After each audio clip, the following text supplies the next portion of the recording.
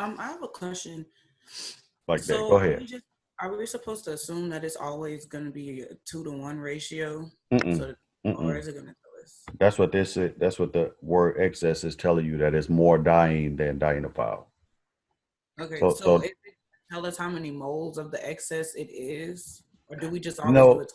no, I put 2 to 1 just to kind of clarify, because we can look at the diene or dienophile and see that we got two places where that diene can react, right here Okay.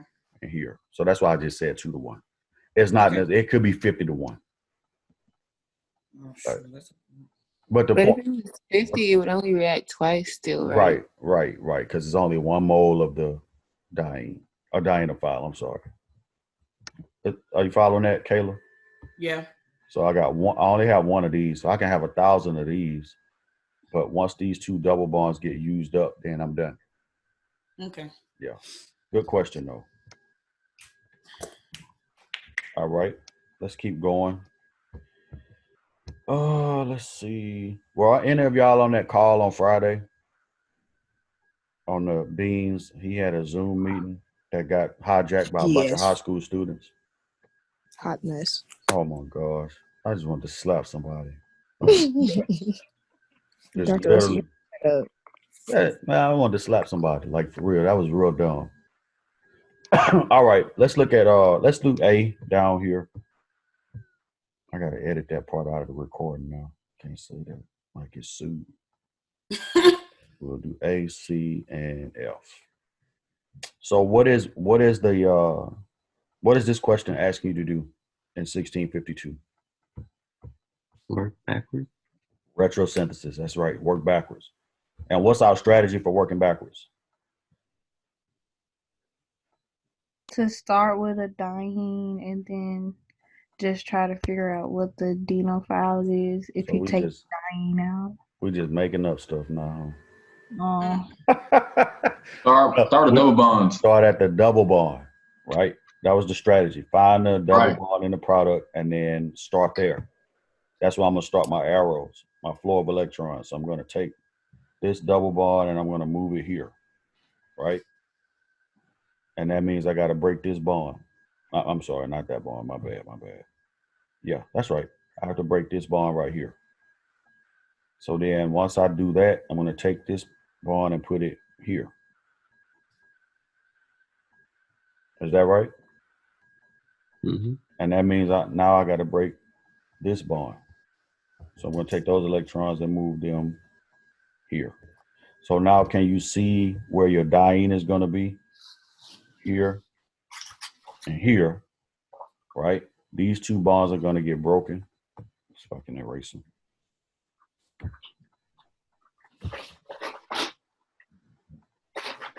Is that right? Mm-hmm. And then I'm going to also have a double bond right here. So the two start materials would look like this.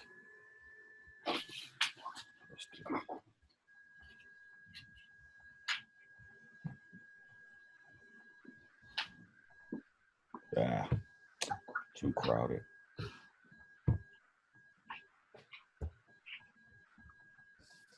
Is that right?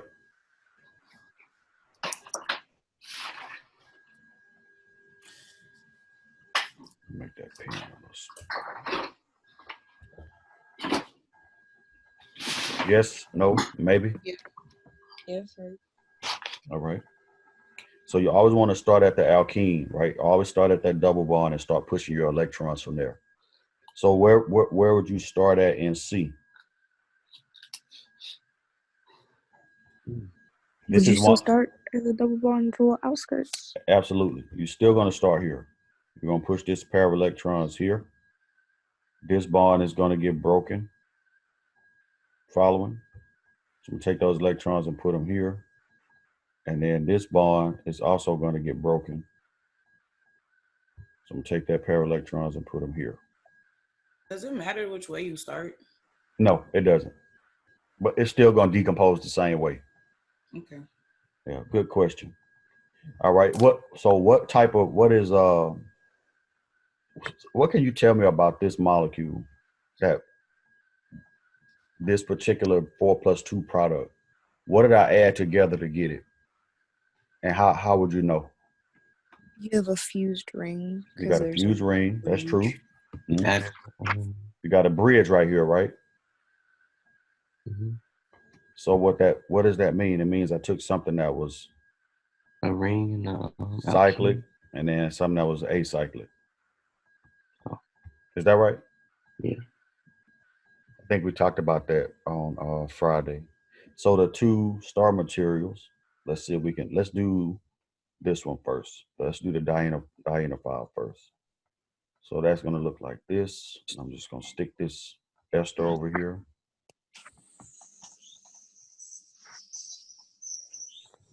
Is that okay? That's kind of ugly though.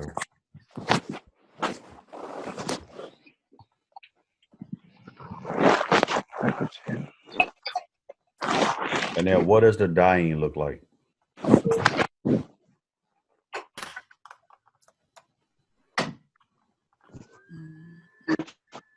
Is it going to be a ring? Yes. Yeah, it will be a ring. It'll be. Let me see if I can erase all this stuff. You It's said gonna. the diet? Yeah, the diene is going to look like this. So this is here. That's part of it. Let me do a different color. This carbon is going to be part of it. This carbon, and that carbon. So my diene is actually a 5-member ring. Let me erase that.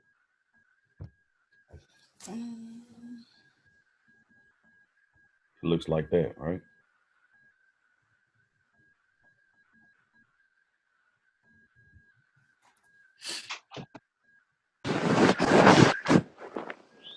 Yes or no? I would say everybody got quiet, but that could be because you're on mute.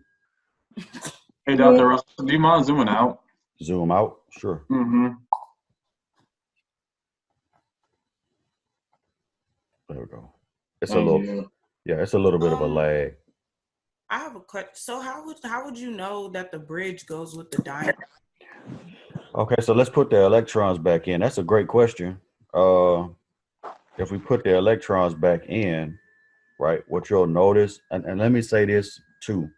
Anytime you have a bridge, you never touch those bridge bonds, ever, right? So you leave them, right? So that's one way to know. But the other part is when we put the electrons in, I got to zoom back in, Miles. I'll zoom out in a second. Oh, no, you're fine. I got it. You're fine. So this goes here, right? You see where those Yes. electrons are going? They're going here, meaning that the double bond is going to be right here. And then this bond is going here. So that means there's going to be a double bond here. But it also means that I'm breaking this sigma bond.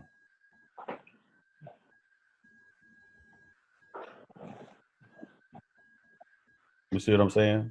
Yeah. And then this pair of electrons right here is going to go here, which also means I'm breaking that sigma bond. I'm breaking this sigma bond right here.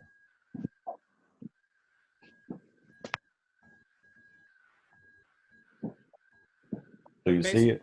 Itself. Huh? It just reveals itself, basically. Right.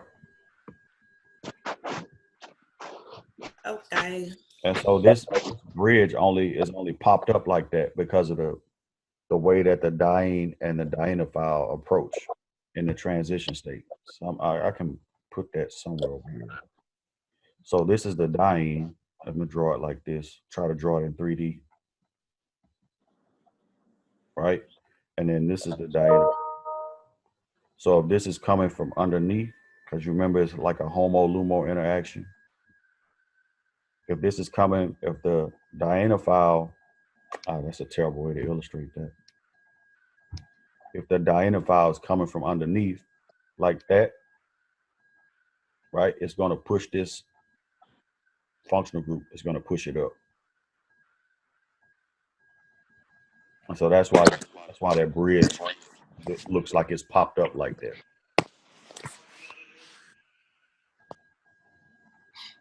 Crazy. You said that's crazy? Yeah, it is. Okay. Well, I think so. I mean, chemistry is crazy.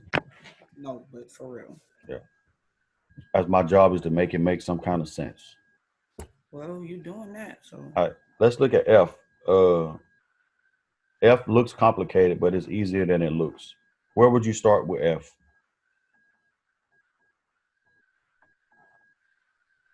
The double The bond. double bond. Start right here. Where you gonna put it? Right there. here, right? Yeah. And then what's gonna happen to this sigma bond? Right here. That one breaks too. Putting that here. Is that right? And I'm gonna take this sigma bond and put it here. Right? It's the same 3 arrows, just in the opposite direction.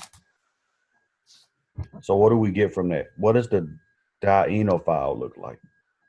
Keep in mind, we're breaking this sigma bond.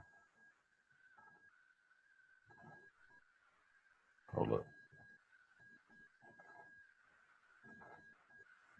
So that sigma bond is breaking, and so is this one. So what does the dienophile look like? Won't it have 2 rings attached to it? The dienophile? That's the Dying. the diene. Yeah. What would the dienophile look like? Let's because that's the easiest one to think about right now. And then we'll go back to the diene. The 5-member ring with a double bond where the arrow is. Would it look like this? Yes. Is that right? mm-hmm. Good. And then the diene is gonna look like what?